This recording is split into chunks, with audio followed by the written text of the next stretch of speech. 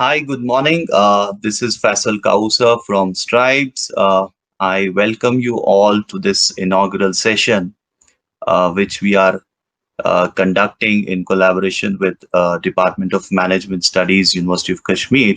Giving a quick background about myself. I'm myself, coming from the same university, uh, passed out in 2004-5, so around 15 years since then. I am a technology market researcher by profession. Uh, so which means we keep on analyzing a lot of data, a lot of technology trends, market trends, and convert them into insights, which are then consumed by decision makers for taking decisions. Uh, you know, Over these years, having worked a bit in the startup ecosystem, and that gave me a chance to be in close contact with a lot many colleges. Uh, we felt that there is a need of probably having more and more interactions between industry and the academia, and that is how the idea of Stripes, which is student tribes, uh, materialized, fructified, and today we are here live with you. I am very thankful to the Department of Management Studies, especially Iqbal sir as well as Ayub sir, for being very, very supportive in making this happen. So just introducing my panel. So I have with me Mr. Pradeep Gupta, who is the chairman and managing director of Cyber Media India Limited. Cyber Media is a pioneer in specialty media services, uh, essentially, which means catering to the B2B segment. And then I hope some of you might have read publications like PC Quest, Data Quest, Voice and Data. So he's the man behind all those publications. Hi, welcome PG to this session. Next, I have Mr. Randeep Raina, who is the CTO, Chief Technology Officer with Nokia India.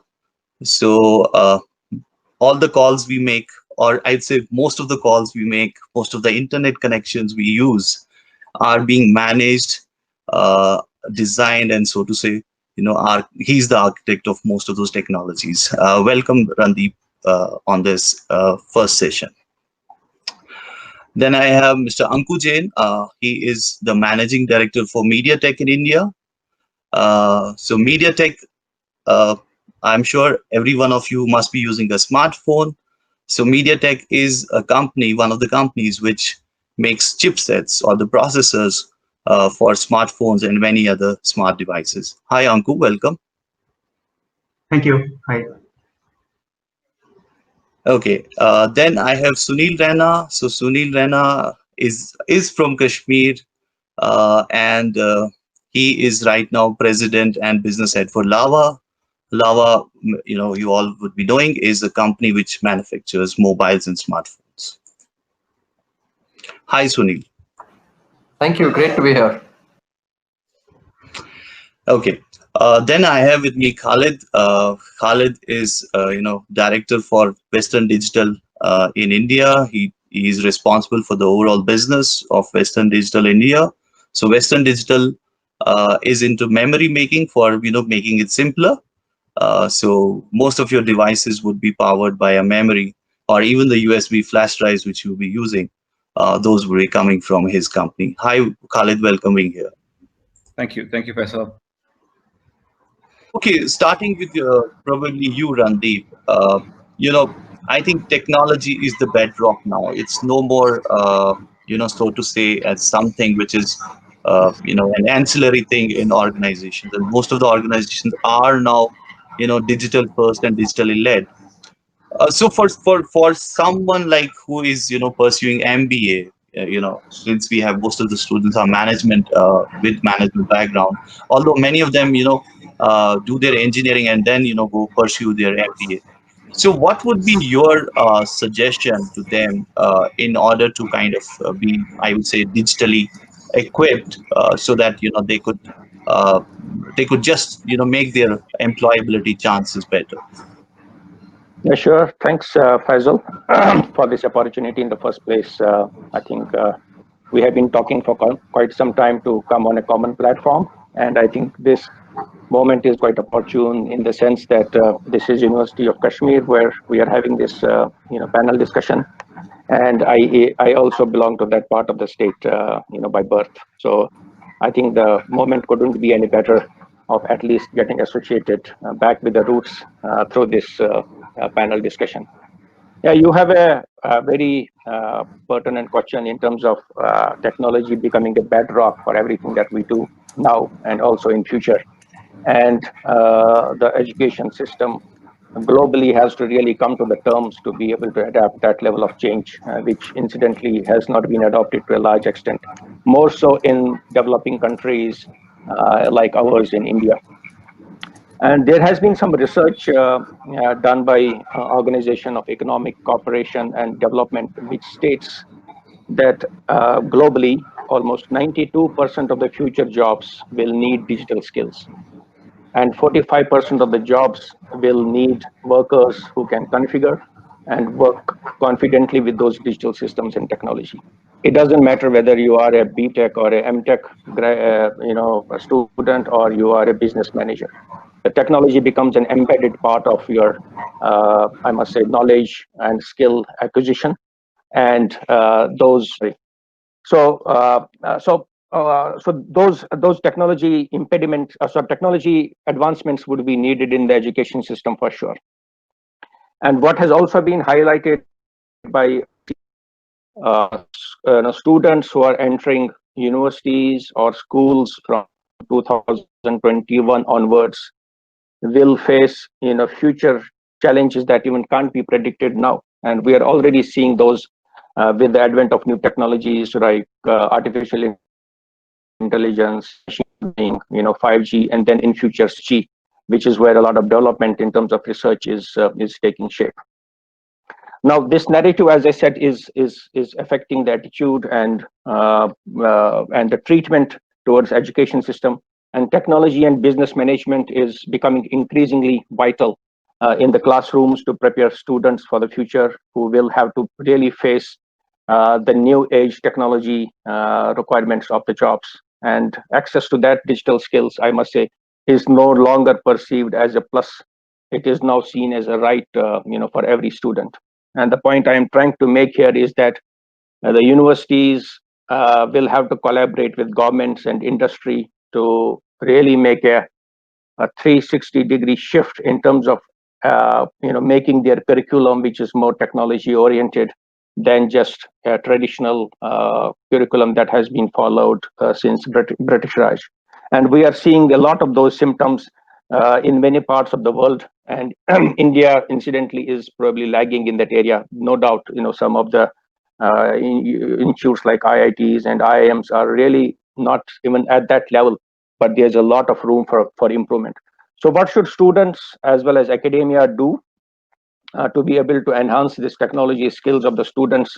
I have 4 or 5 points which I want to talk about, and they are spanning up across how universities and students and the whole ecosystem and the industry should be digitally responsible. And that's point number one, where the digital inclusion of the infrastructure itself is needed than what it was ever before. And the second point that I have in my mind is that the life skills and workforce preparation should be completely tuned with more practical vocational skills rather than the theoretical skills. And that's where we have a big gap. It's not too much to do with the curricular, but too much to do with the infrastructure and the investments that go in making that workforce preparation towards more vocational and practical skills. The third point that I have is more to do with the computational thinking. No doubt, the business managers, they only probably think that they are going to be the managers of the future, and they have no role to play in the technology. But guess what?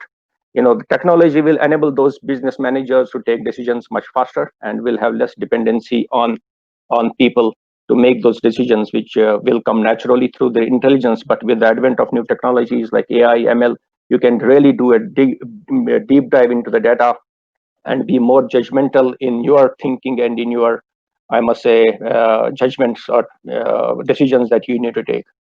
The fourth point that I have is more about collaborative classrooms. That the atmosphere in the classrooms have to be more digital rather than just a bench and a table, or a stool or a chair that we have currently in most part of the university. So that infrastructure has to be truly digital. I know that parts of universities, mostly in India, are also embracing that, but it is something that where you create a conducive atmosphere about how that education can be imparted, more practically and with the use of tools and technologies that are available. The fifth point that I have is more to do with the method of teaching, which is also very important, which is more to innovate in how the teaching and medium of instruction is done. We have often seen that teachers and faculty are more engaged in, and doing some administrative works, and they have to do that manually. And it's also pertinent to many universities that we have in India, that the faculty is not yet completely tuned to using technologies to run their administrative work. And if they do so, they will be in a better position to spare a lot of bandwidth to impart education to the student who need it the most, rather than using Sure. their time to spend on something which a technology can do better. And last but not the least, in terms of the things that we should do, is more about emerging technologies.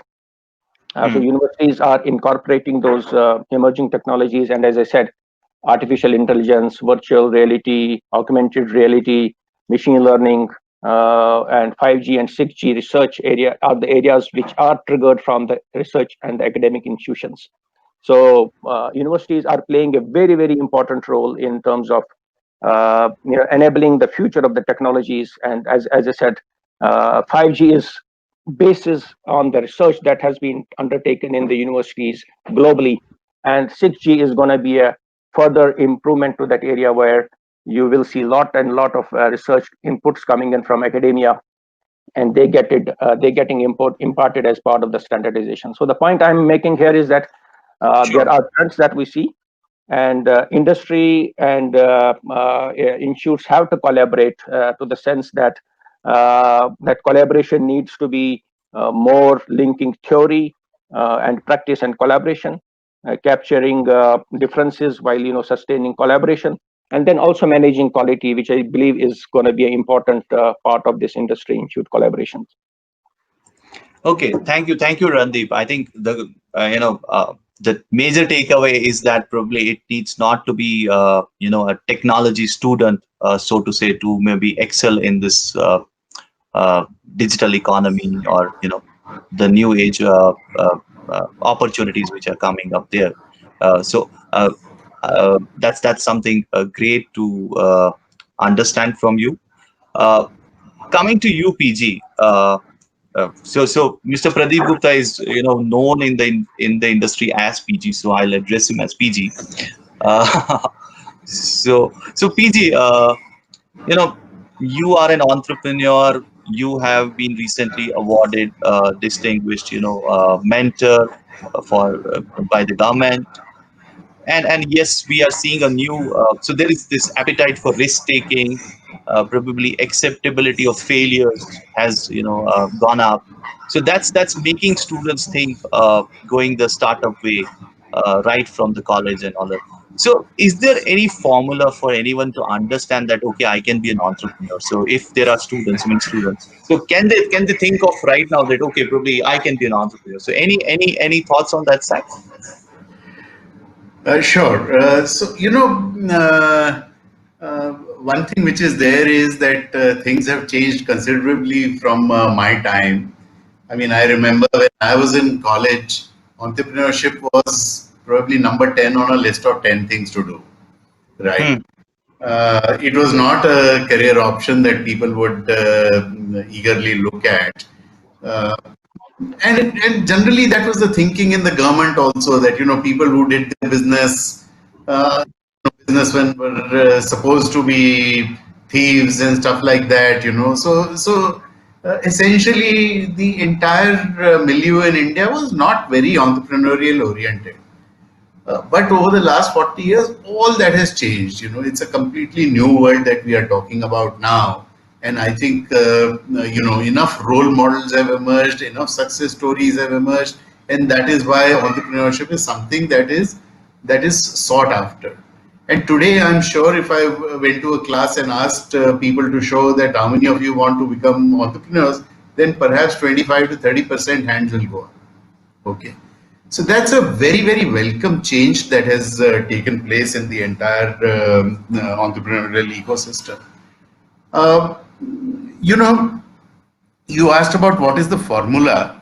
First thing is that entrepreneurship is all about breaking formulas, right?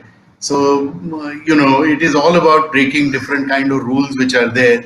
But if I had to come out with a formula, I would say A greater than R. Okay. And A is ambition and R is resources. I think that is one of the most differentiating factors as far as an entrepreneur is concerned, that their ambitions are far above the resources that are available to them. Okay. They are inherently risk takers. Risk is very high in entrepreneurship. Please remember that out of 100 businesses, 99 fail, only one succeeds. So therefore, there is a risk which is associated with entrepreneurship. So if you are, if you are risk taking, if you like challenges, if you like to do different kind of things, then yes, you should think of becoming an entrepreneur. The way to inculcate that for a university is to actually bring out role models, have them talk to students, because I think that is the best way by which entrepreneurship gets ignited. That's how the entrepreneurship in me got ignited. Thanks to a professor when I was at IIM Calcutta who told me that I should join a startup. At that time, people never used to, MBAs never used to join startups, but I did.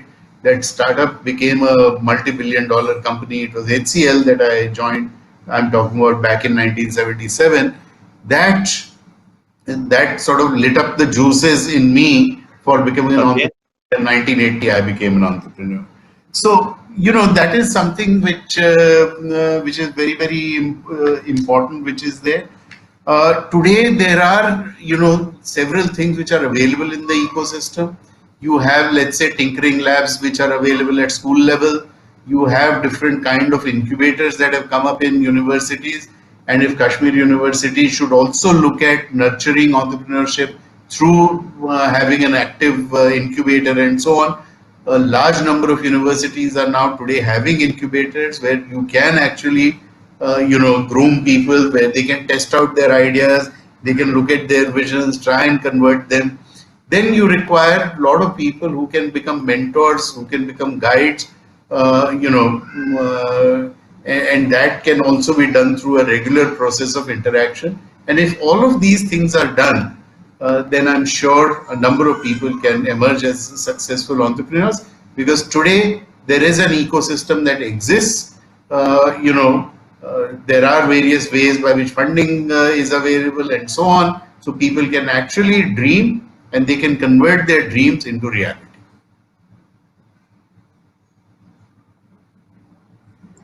Okay, PG, thank you. I think yes, probably yes. There is no straight formula, and kind of getting me also now going through this journey. I completely agree with you. There is no formula. Then yes, there are situations which one needs to know how to handle them. That's and I think nobody knows those solutions. There's no book to guide. I think it has to be on the go real time solution. You have to find a solution to problems. To you, Anku, yours is it's a very complicated and complex technology. It's a high tech technology. Like I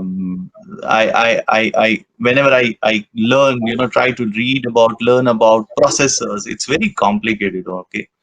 And there's an feeling which I feel to some extent is right also, because for some of the skill sets like VLSI designing and other such high tech designing, yes, you will be restricted to looking for manpower from very few so to say universities and educational institutions. Okay. But I think that's not all. There are many other opportunities in organizations like yours. So is it like one what I said, that probably uh, say, let me put it very very directly. So opportunities for students from universities like Kashmir University don't have any there are no opportunities in organizations like yours. Is that something a realistic assessment, or there are ways? And if yes, so what probably they can complement to their whatever they are pursuing as academics?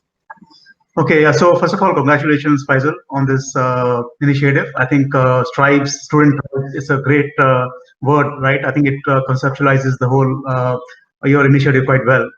And so it's a pleasure to be here on this panel with great friends on this panel. So regarding your question, yeah, I think the company like us, we are a global fabless semiconductor company, and we design, as you mentioned, we have VLSI design and very high tech software, which is required to be done for the chipsets and the associated stacks which go along with that, right? So we do look at the premier institutes to hire for our company.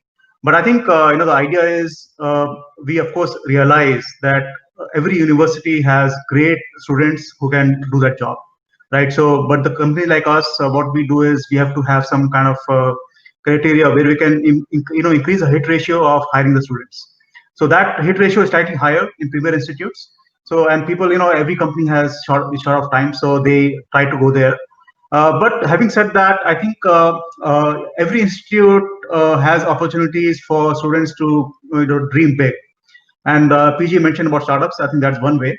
But even if someone is pursuing a job, I think one can definitely look at companies which are high tech and they have great opportunities. I think even if you look at the current COVID situation, I think this has really kind of changed our mindset. How do we learn? So that's the kind of a takeaway I would like to present to the students here. That in the COVID situation that we have, the, we are able to understand and appreciate the power of digitalization more and more. Right? Even this virtual platform which we're using right now is a manifestation of that. So I think this whole mindset which is changing during this time is something which even the students can leverage, right? I think they can appreciate the power of online learning. For example, you can get the access to the best professors, not only in your own university, but also other universities. You can do that. You can go for online learning. I think the idea would be to pursue the skills, not the jobs, right? I think jobs is the outcome of the skill. So if the skills are pursued passionately by the students, but given the various channels, right, I think they can still do an amazing job, right? If they can get a good job, they can open have a entrepreneur startup. They can do all those things. So I think there's no limitation on that. So I would really encourage students to ride this wave. Right now, I think we are riding a wave of COVID is a bad thing, but I think at the same time it has given or opened our view of what more can be done digitally, right, or online or virtually. Right. I think Right. that if people are able to appreciate that, I think they can do much more. Okay, great. I think well put, Anku. So I think it's so to say not so accurate that high tech sector is absolutely not open to other universities as well. So if students are with the right skills, they can definitely make it to organizations like yours. Uh, Now Absolutely. I'd like to now go move on to Sunil. So Sunil, first, I think this is one of the webinars which honestly I'm not liking to do it in the webinar form. One of the panel discussions. I would have loved that we would be doing it on the banks of Dal Lake, in the campus, or somewhere around. I wish we are able to do that very soon. Uh, so Sunil, you come from the state, okay, and uh, I have also experienced similar kind of things. So it's very, very different when you move on from a smaller city town to metros in pursuit of looking for your livelihood and looking for jobs. Uh, So what are some of the challenges, and how can probably students overcome them? And first of all, did you face any such challenge? Yeah, I think first of all, congratulations to you for now conceptualizing this kind of a platform. And it's a Thank pleasure to be here, and because you're starting from with Kashmiri students, great, wonderful for me to be able to talk to people directly from here. So, coming on to your question, actually, my journey started from not from a town, not from a city. It started from a very, very small village. And if I tell you the name, I'm sure nobody would be able to really place it in the memory over there. I think it's a very small village in the remote village in district Anantnag in Kashmir. That's where I come from. So, like every middle class family, my parents also put a lot of emphasis on academic excellence, which is important. However, since you asked me a question about what are the challenges and what are my, rather than talking more about challenges, I would rather talk about the learnings that I've had and which I can share with people here. So, to do so, I'm going to actually bust a few myths here, because that's what you get to hear when you're early on, when you're studying and you're about to get to the work. There are certain myths that do the rounds. So first of all, the first myth is that people start believing that education is equal to learning. So therefore, people believe that when education gets over, they don't have to bother about learning anymore afterwards. So that's one myth that I got to hear at that point in time when I was starting my career. Second was that job is supposed to be beginning of happy times, where you spend a few hours and take home a hefty salary and live a happy life. So that was the second myth that I got to hear at that time. And third one is that to make progress in career, one has to be street smart and one must be able to manipulate well, so especially when you join your career in sales. A lot of people tell you that your ability to manipulate well is something that you need to have. I think, you see, career progression is a pyramid. A large number of people start at the bottom. So all those people who are listening to us today, they are Right. at equal level today, right? They're all starting from together. But you will realize over time, only few people will be able to really, get to the top of the pyramid, and a lot of others fall by the way. And what happens? What leads to such a situation? It's very interesting to understand that aspect. Even though we start together, but why do only few people make it to the top and others don't? So the first and foremost, I believe it's the attitude. A learning mindset is the key component of the attitude. So that, I believe, is the paramount requirement for creating success in your career. Secondly, how we respond to failures, like especially people like us who come from small towns, villages, cities, so to say. You will face failures, and those failures are going to be inevitable. But however, how you respond to those failures is going to determine how really far you can go. A lot of people who come from backgrounds like me actually lose half the battle due to inferiority complex, because they start believing they're not good enough. They're not good enough to compete with people who come from, let's say, good, bigger cities, good institutes, and therefore they start losing that, zing in them, that ambition in them to really go out and compete out there. So that's one issue that I feel is there. And also, let me tell you, unfortunately, our curriculum is also mostly built around information gathering. It values information gathering a lot more than building the right attitude. Right. So I would say management institutes, if there are people who are from faculty or people who matter who from management institute of Kashmir, I would advise that it would be a great idea to have one subject on attitude building, on building the right attitude among the students. I've seen that to be the key requirement in creating success in life. So that will be first part. Second part is, when you get a job, consider it more as an opportunity to contribute and less as a means to earn a salary. Look at the larger purpose of your role and decide how you can bring more value to it. It's a cycle, the more you give to your job, higher the returns you will receive. So in order to give more to the job, you have to keep upskilling yourself. In fact, what Randeep was just saying, that in the next 1 decade, a lot of things are going to be changing. So technology is not something that you can adapt now. Technology is something that you have to live with, and it's going to evolve at a very rapid pace in times to come. So therefore, you have to stay relevant, and for staying relevant, you have to stay curious, and you have to be very, very open to learning. And thirdly, it's important to be, it's, although it's, you might not find it very important, but I find it very important because it's really worked for me, and I've seen it work for others. It's very, very important to be a good human being. Unwavering faith in values like integrity, honesty, fairness, trust, etc. So these are things that are going to really take you to places. Manipulation, over smartness, dishonesty, sometimes they give you quick results, but in the longer run, they actually destroy careers.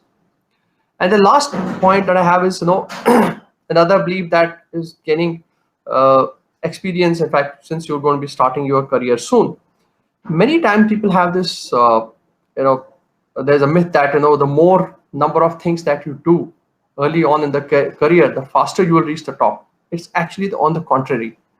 The width does not give width. The depth gives you width. The more you are deeply involved in what you're doing, the more value you create in something that is assigned to you, the higher the width you will be able to achieve. So in short, if I were to really sum it up, I think from my side, if I have to tell you my mantra about how I have been going about my career, is that be humble, nimble, and simple. These 3 words really matter. If you are following these 3 principles, I think there is no difference between where you come from, which city you come from, which institute you come from. You can always create success if you really follow some basic principles in life, and that's what is required. Sure. I think nicely put.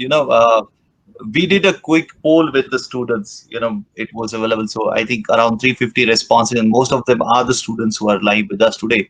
So we asked them, like, do you feel after your degree you're going to, you will be employed? So majority of them were unsure. So I think that's because of that sense of somewhere that inferiority, that we are probably missing one or the other issue.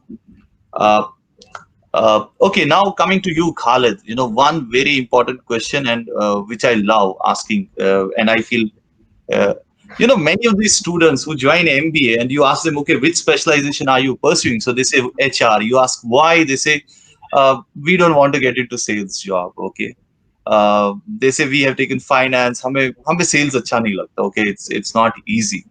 But is it really something which is avoidable if you want to make a career? I feel like even if somebody is in HR, okay, he or she is also doing sales, because you are selling your organization to attract the best talent. So everyone is actually doing sales. So what is your take on it?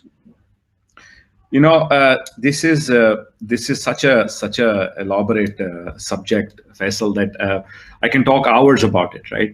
So can Sunil, so can Pradeep, so can Randeep, and everyone else, right?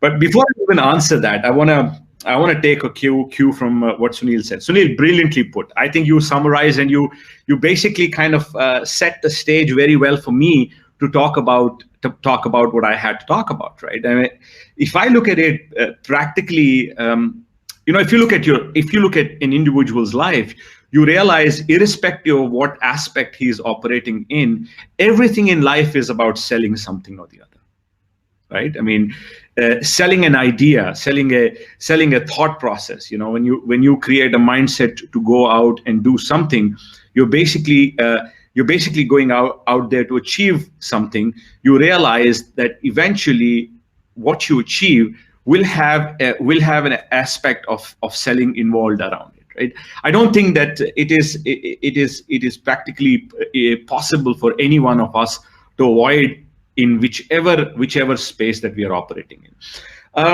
While I agree with you that at times management graduates who are pursuing their management studies, do have this notion that I would want to go into anything but sales.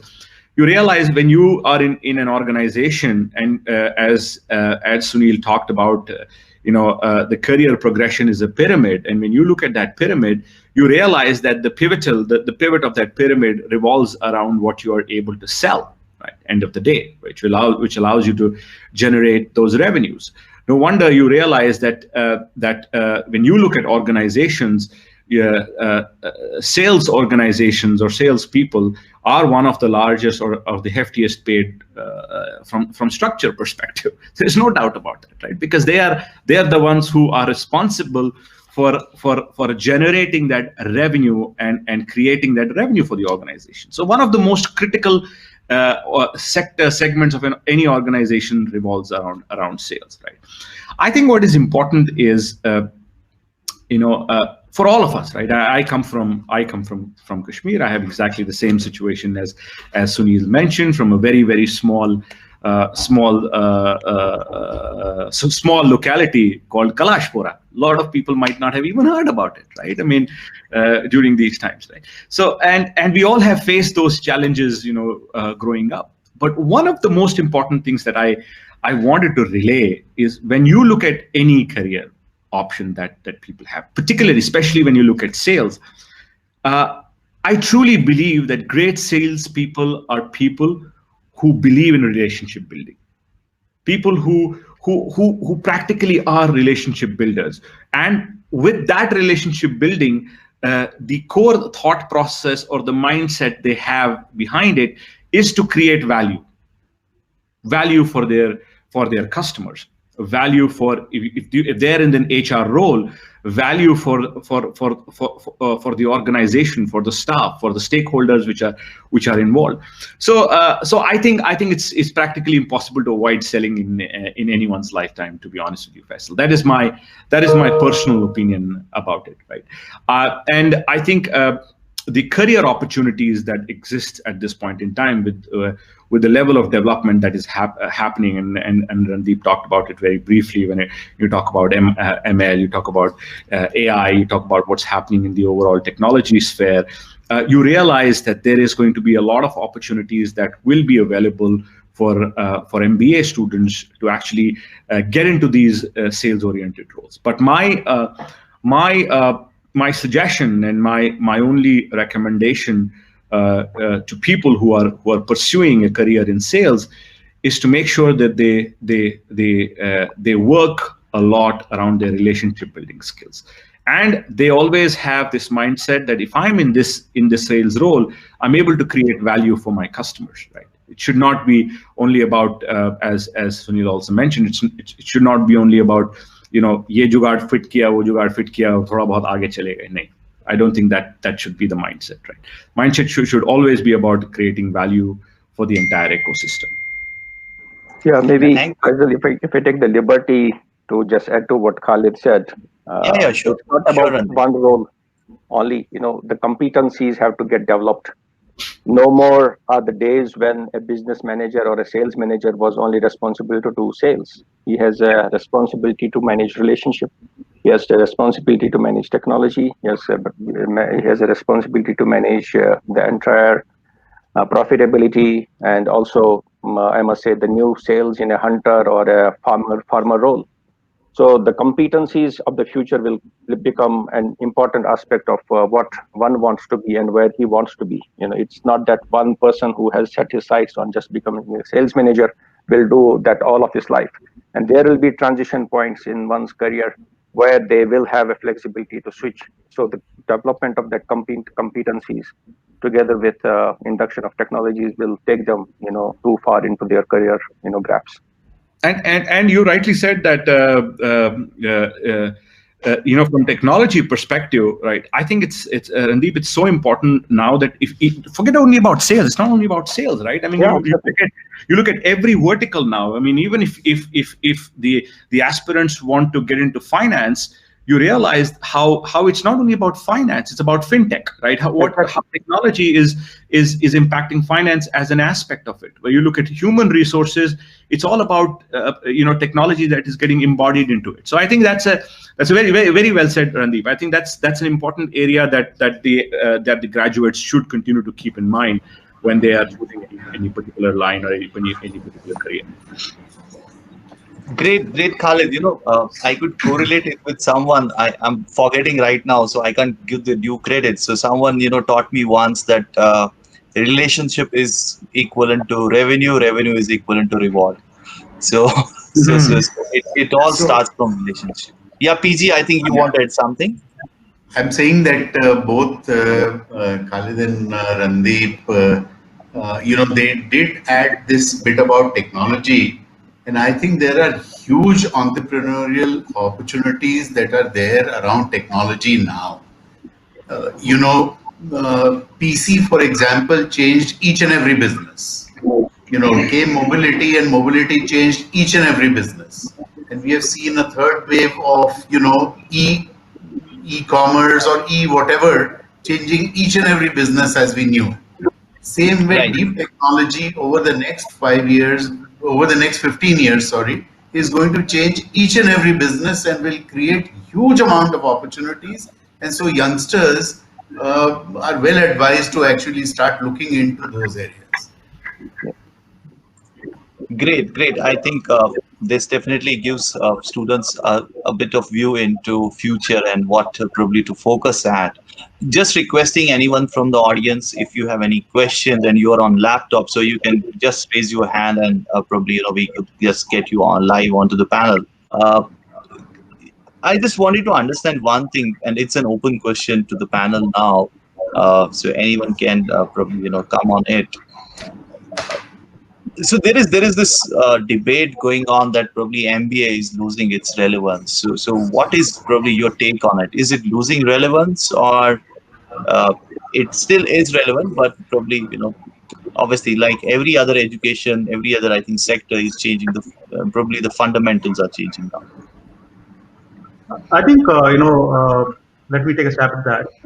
I feel all kinds of skills are required. So there's a lot of technology, but there is no business acumen who can actually make use of that technology and have a good product marketing fit, for example. Or there is no financial aspect to it. I think that will not work out. So I think it needs all kinds of skill sets to make a business work well. So definitely, MBA plays an important role, and I think Khalid did a good job in selling his sales. So I think even that is a very important aspect. So I think all these will continue to be required. We just cannot go with only technology, and I think this business skills are also required to a large extent. Okay. Just a quick comment on that.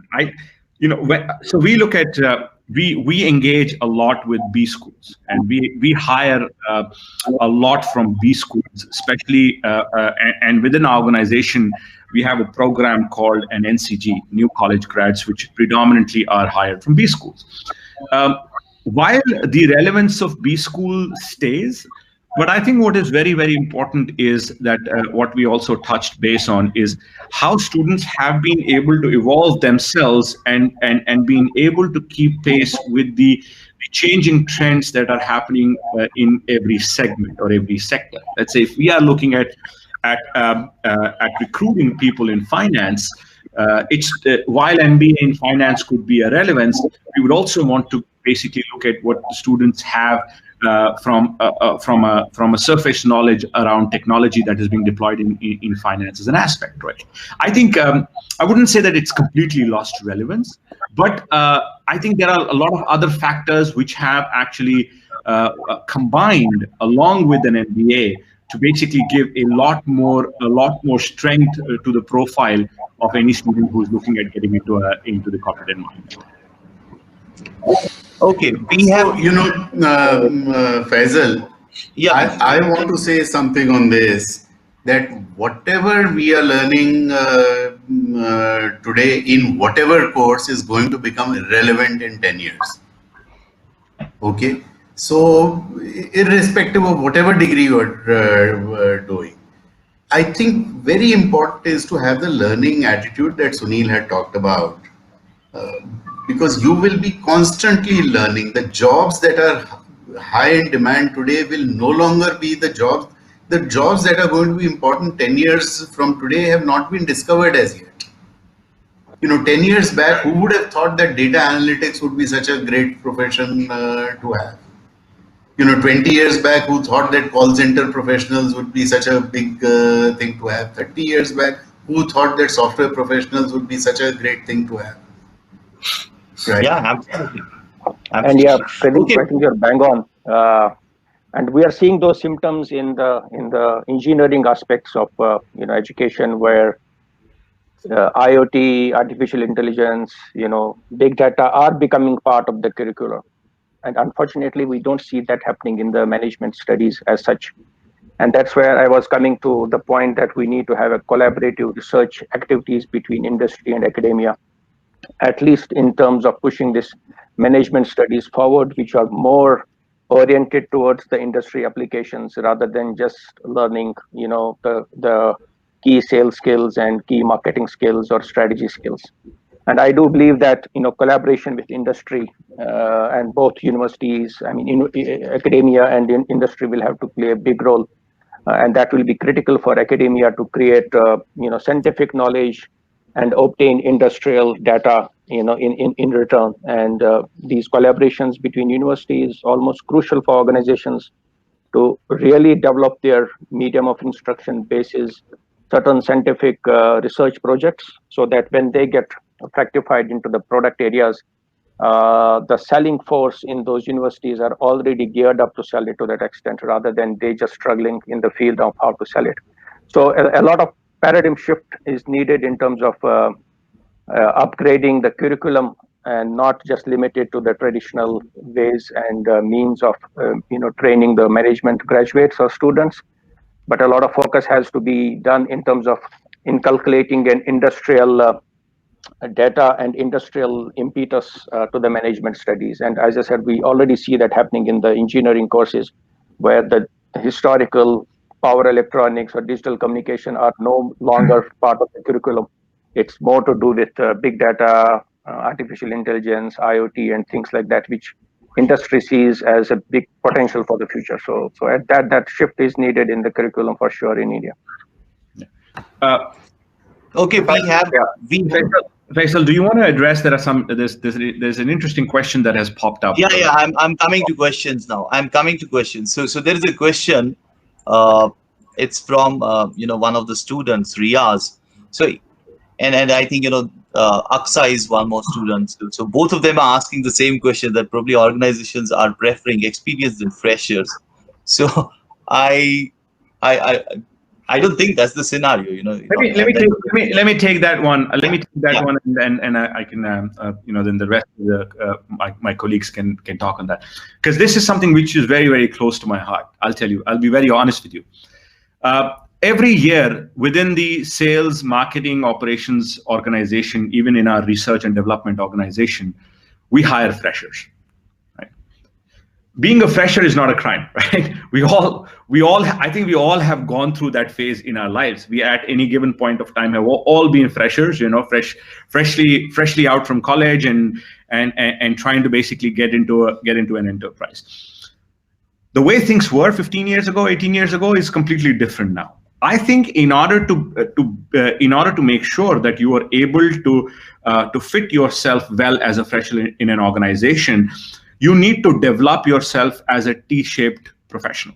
I mean, I'm not sure how many of you guys know about it, but you realize that when you look at, let's say for example, a particular graduate wants to get into a particular industry, he needs to have a relevant experience as a pillar, which is the pillar in the T, which is related to that segment. But you realize, and the overlay the T that he has is the areas which basically conjoin in that space.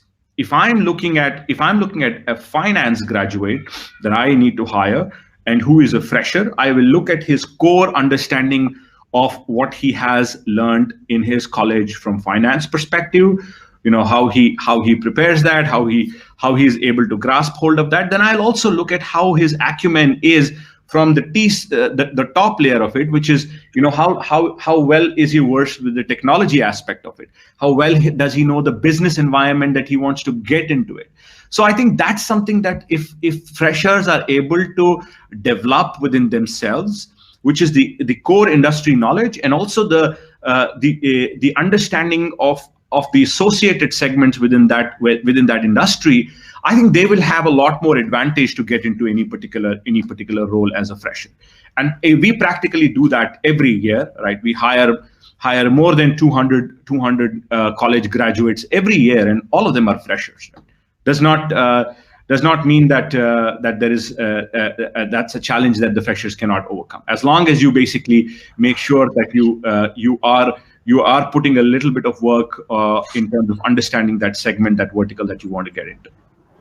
Yeah, and just adding to what you said, Khalid, I feel nowadays we have to be a fresher every time. Like the kind of work, the kind of challenges we get, we are almost freshers to everything. Like what I was doing yesterday. Today I may be doing completely different things. So, we need to have that fresher's mind.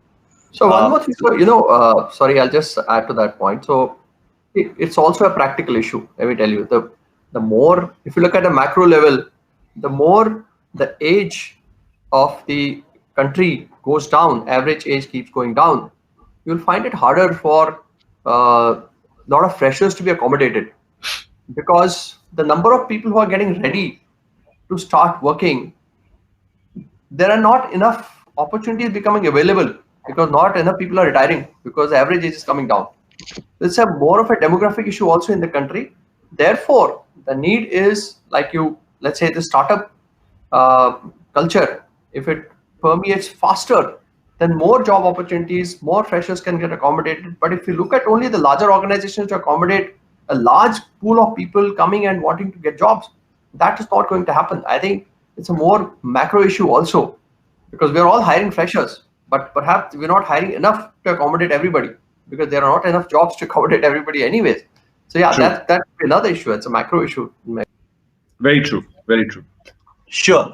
So there's a question from Professor Masoodi. He feels, and it's a very I would say a different kind of question. He says there exists a serious trust deficit between academia and industry. So what are the ways of probably minimizing it? So one thing I would tell him that probably today we have some of the business leaders, they have taken out their time. So I think it's an attempt to bridge that gap and probably bring more trust. But anyone wants to comment on it? Maybe PG or someone? Yeah.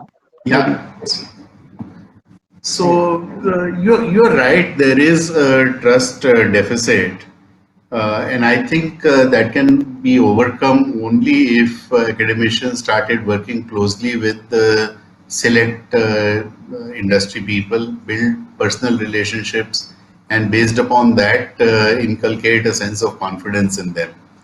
The industry also now needs to realize that they cannot just rely on Western technology.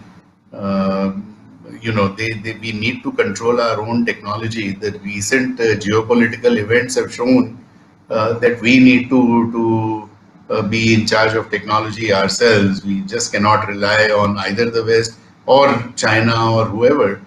And therefore, I think the industry needs to start giving projects, practical projects, to academia, and academia should also build up those personal relationships. Some of the IITs have started doing it very effectively. There is no reason why it cannot be done by other universities as well. By the way, a very good place to start is your own alumni.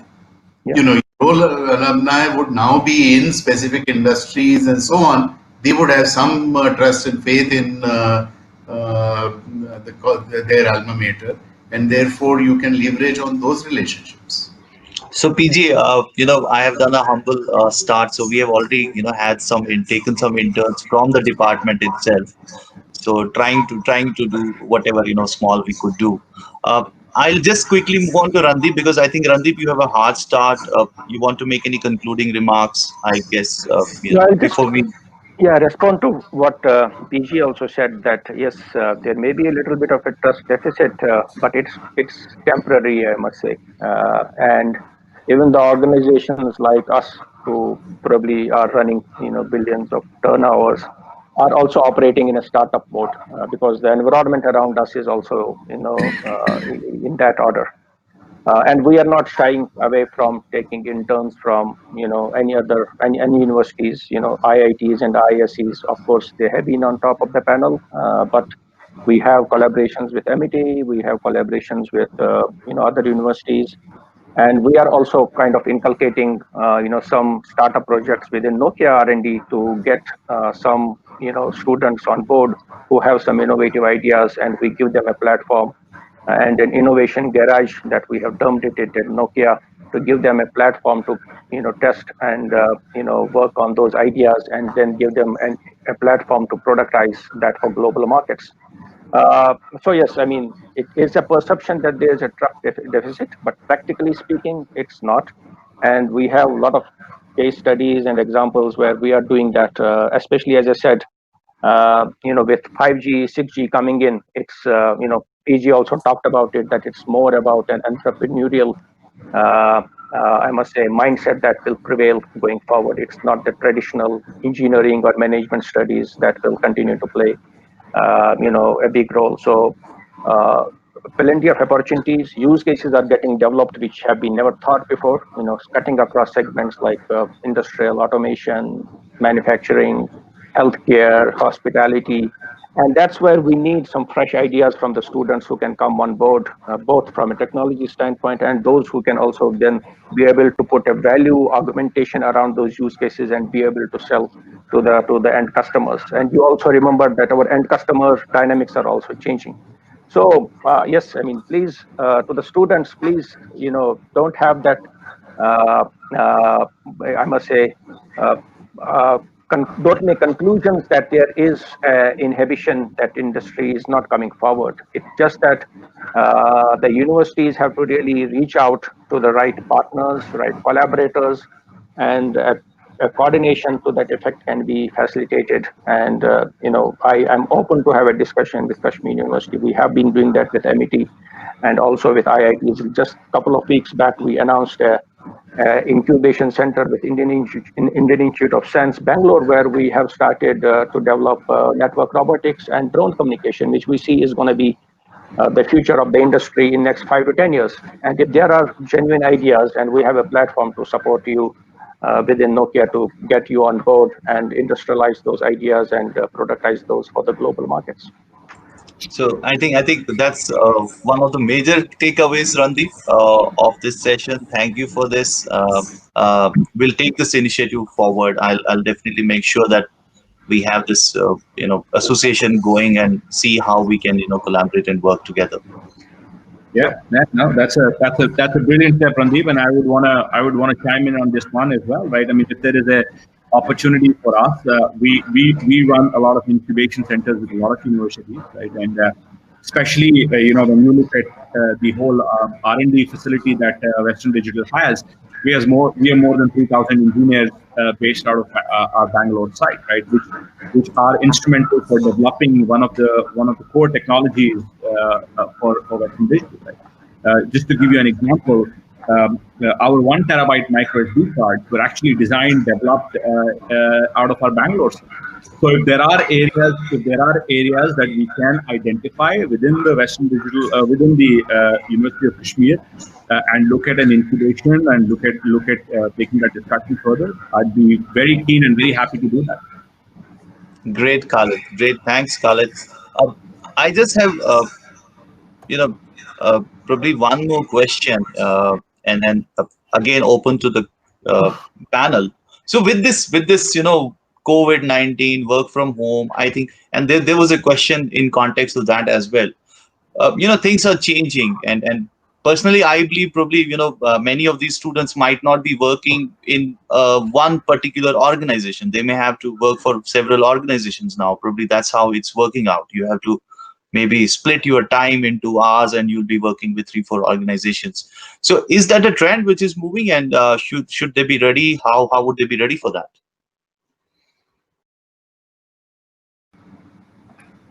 Sure, it is a trend. I mean, there was a time when you celebrated silver anniversaries of your job when you finished 25 years.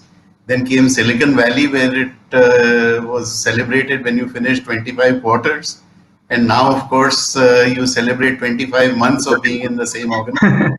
So this is a changing goalpost.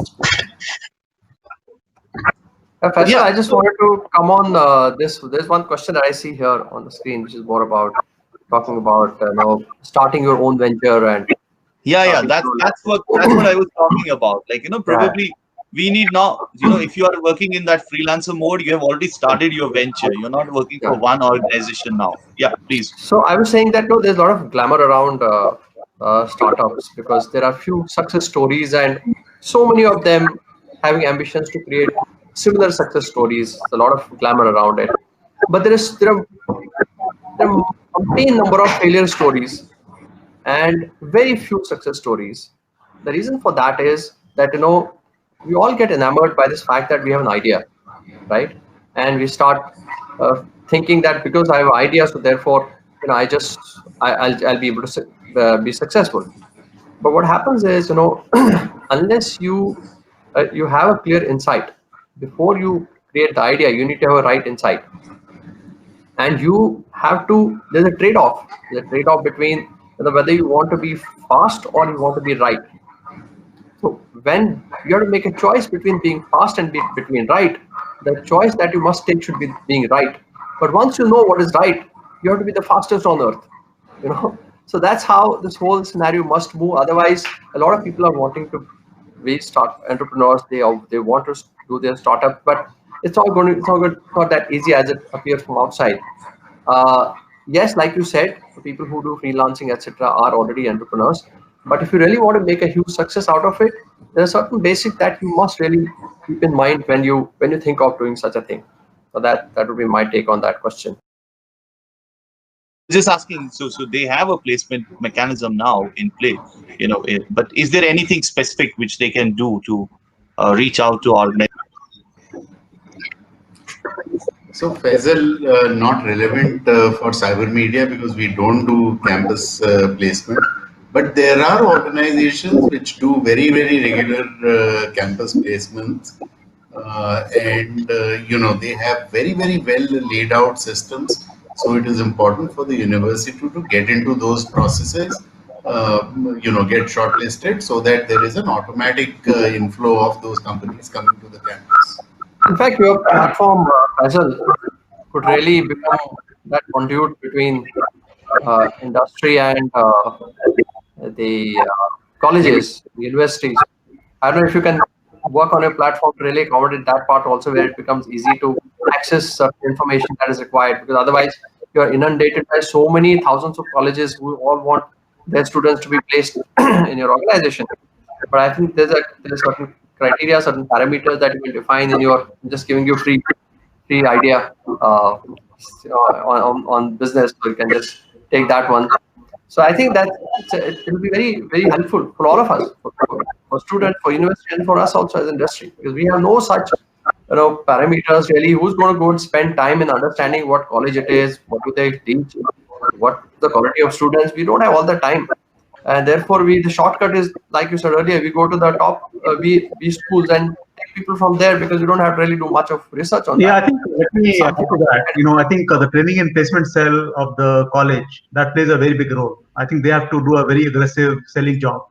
Right? I think it's a very competitive world, right? I think I've talked to some universities, both are equally good, but one of them had a better training and placement cell, and finally they are the ones who were able to place their students better, right? So it's really a sales job, to be honest, right? And I think they have to be very aggressive, try to approach, as PG said, try to have various list of various companies who are hiring, try to talk to them day in, day out, and push it to make it happen. I think that they play a very big important role. Yeah, very well said. I completely second what Anku said. Right, I think a lot of universities who have paid a lot of attention and focus on their placement cells, and who are able to spend time in engaging with large corporations, and again doing the sales job of actually positioning and identifying the skill sets that they can offer to these organizations. They have been able to develop a lot more, or create a lot more opportunities for their students, right? And if that's something that is there in University of Kashmir, wonderful.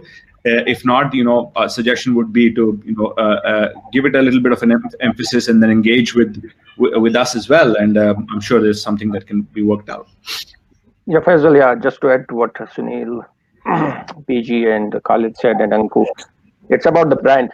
It's about the brand end of the day, right? So that brand building has to start from the source itself, which is the university.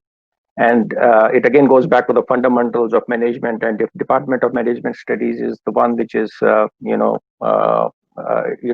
which is where they need it the most, and they are not getting the right support, they need to start building that brand around them and do some kind of a marketing, because as Anku said, this is a competitive market, and the brand sells end of the day. So my recommendation would be for university administration to look at that and see how they can uplift the image that they have currently, and then make it more marketable, reach out to the industries that they need the most. And there are alumni, as PG said, there to help. There's always I must say loyalty towards alumni, loyalty towards home state, and even in this panel, I think few of us could probably be in a position to help. But then the problem and the solution lies in there itself, where they have to uplift that image and brand to be able to market it to the rest of India or rest of the world.